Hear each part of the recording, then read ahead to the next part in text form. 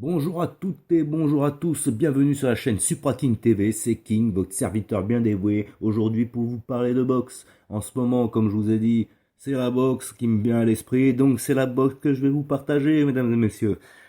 On est là pour parler du combat qui aura lieu au mois de septembre, si je dis pas de bêtises, entre Wilder et Ortiz. C'est le combat numéro 2, c'est on va dire la revanche pour Ortiz. Bon, la revanche, comme je vous ai dit précédemment sur le combat Tyson Fury Tom Schwartz, quand on regarde le papier, c'est magnifique. Hein. Luis Ortiz, 1m91, 31 victoires dont 26 par KO, une défaite, donc la défaite face à Deontay Wilder, et deux matchs nuls. Bon, la seule tâche à ce petit palmarès, c'est quand même Luis Ortiz, le Cubain, qui a 40 ans. 40 ans ou bientôt 41. Je n'ai pas la date précise. Je sais qu'il avoisine les 41. Ou qui ça se trouve, il les a déjà. Mais enfin, bref, on va pas rester là-dessus. C'est pas ça qui est important. Ce qui est important, c'est que, effectivement, quand on regarde le palmarès, à l'image de Tom Schwartz, bah, c'est très intéressant. C'est très intéressant. Mais moi, pour avoir vu des combats d'Ortiz, c'est vrai que c'est un bon niveau. C'est vrai qu'il est combatif. C'est vrai qu'il encaisse. C'est vrai que c'est un bon boxeur. C'est un bon boxeur, hein. Attention, hein, je veux pas blesser les gens, je veux pas dire Luis Ortiz est nul. Non, c'est un bon boxeur. Mais je pense que c'est des boxeurs du niveau Povetkin, du niveau de, je veux pas citer d'autres noms, hein, c'est de ces niveaux-là.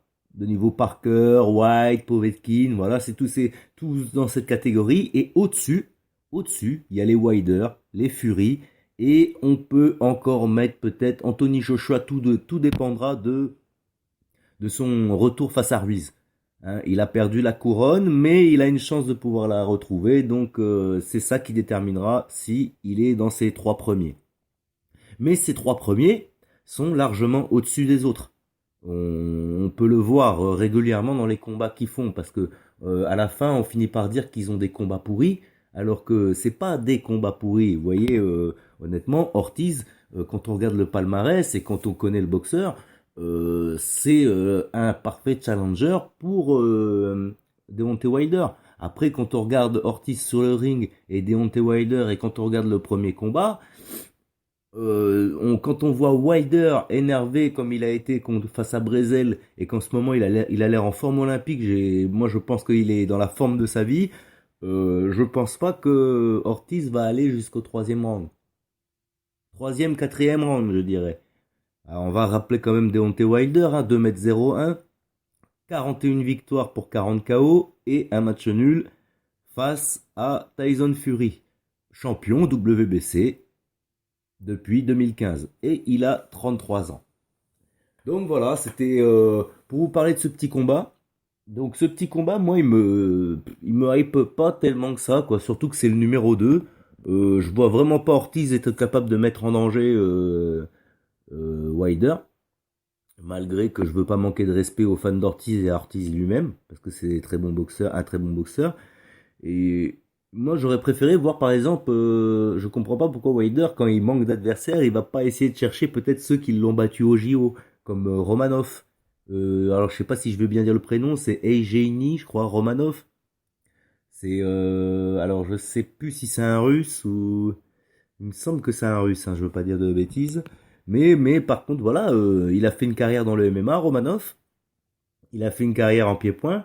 Et il a fait une petite carrière en boxe anglaise, et il s'y met, et il a zéro défaite, je crois. Je crois qu'il a 12 ou 10 combats, il a zéro défaite.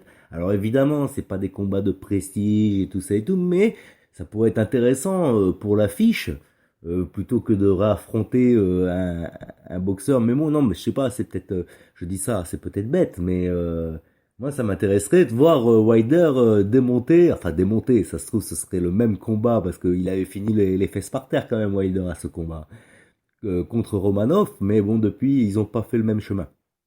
Donc, ça m'intéresserait. Donc voilà, c'était King pour Supra King TV, je voulais vous présenter un petit peu ce combat bah, rapidement, et à bientôt pour parler de boxe ensemble, pour vous exposer mes sujets. Et s'il y a un nouveau combat, un truc intéressant et tout, qui pour moi est intéressant, et des boxeurs qui valent le coup qu'on en parle, parce que moi je ne suis pas une chaîne que de boxe. Donc je vous ferai ça tranquillement. Allez, passez une bonne journée. Je vous remercie d'avoir écouté cette petite vidéo. À bientôt. Ciao, ciao.